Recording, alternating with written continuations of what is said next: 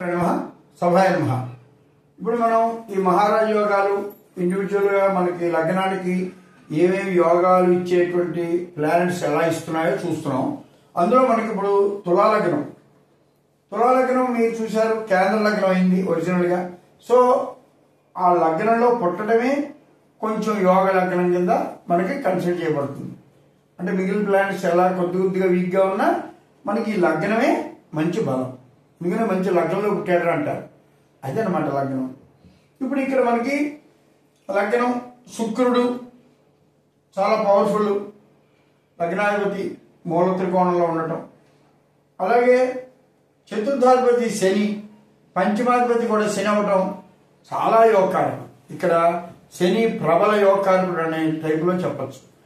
అంటే చతుర్థాధిపతి కేంద్రాధిపతి, పంచమ కోణాధిపతి రెండిట్లోనూ కూడా ఆధిపత్యం వల్ల శని మహాయోగం.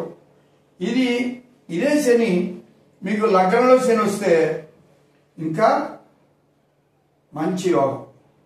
ఇలాంటి యోగ పురుషులు మొత్తం మనకి చాలా మంది కనబడతారు. అంటే ఎగ్జాంపుల్స్ తర్వాత ఇవ్వచ్చు. మెయిన్ దాంట్లో ఇప్పుడు చూస్తే మన యాక్టర్ చిరంజీవి గారు తులాలగ్నం లగ్నంలో శని మరి ఏ స్టేజ్ నుంచి ఎంత స్టేజ్కి తీసుకెళ్ళిందో మీకు అంతా క్లియర్గా తెలుస్తుంది.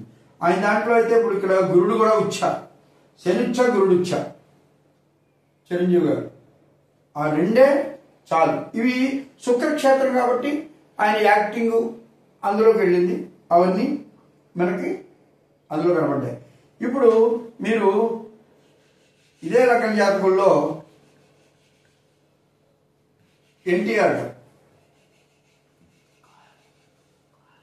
ఎన్టీఆర్ గారు లగ్నంలో గురుచంద్రుడు, శుక్రుడు మన ఆర్ట్స్ కళలు అవన్నీ మీకు తెలిసిందే. గురుచంద్రులు లగ్నంలో ఉన్నారు.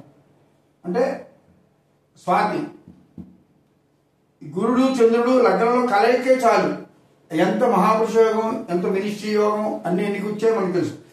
శుక్రుడు ఇక్కడ ఉన్నాడు. ఈ సింపుల్గా ఈ 3 ప్లానెట్స్ మోర్ దాన్ ఎనఫ్. అంత సింపుల్ చక్రం అంటే అంత సింపుల్గా మంచి రాజయోగం జరిగింది. అలాగే మీకు ఇదే లగ్నానికి చెప్పినాను కదా, శని చాలా యోగకారకుడు. ఎక్కడున్నా అంటే చతుర్థ పంచమాధిపతి అవడంతో ఎక్కడున్నా భాగ్యంలో ఉన్నా, రాజ్యంలో ఉన్నా, లాభంలో ఉన్నా ఆ మంచి యోగాలు చతుర్థ పంచమం విక్రమం అవి మనకి యోగాల కింద ఇస్తాడు. అలాగే ఇప్పుడు ఇక్కడ అంటే లాభాధిపతి రవి, అది మనం విడిగా తీసుకోగలిగి లాభాధిపత్యంగా తీసుకోవాలి. అలాగే ధన సప్తమాధిపతి అయిన కుజుడు, ఈయన కూడా కుజుడు ఉచ్చ ఒకటి.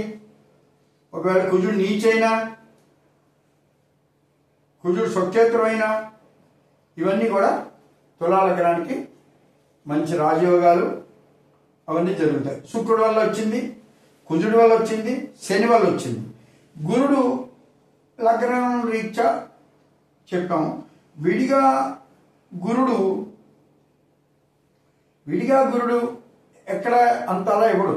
లగ్నానికి సప్తమంలో గురుడున్న ఆ మహాపురుష యోగం అలా వస్తుంది. ఇది అలాగే మా స్నేహితుల్లో కూడా ఒకరికి తులాలగ్నం లగ్నంలో గురుడు, state wide national wide leadership యూనియన్స్లో అవన్నీ కూడా రావడం జరిగింది. మేము ఎదురు ప్రాక్టికల్గా చూసాం. అది మనకి అలాగే మీకు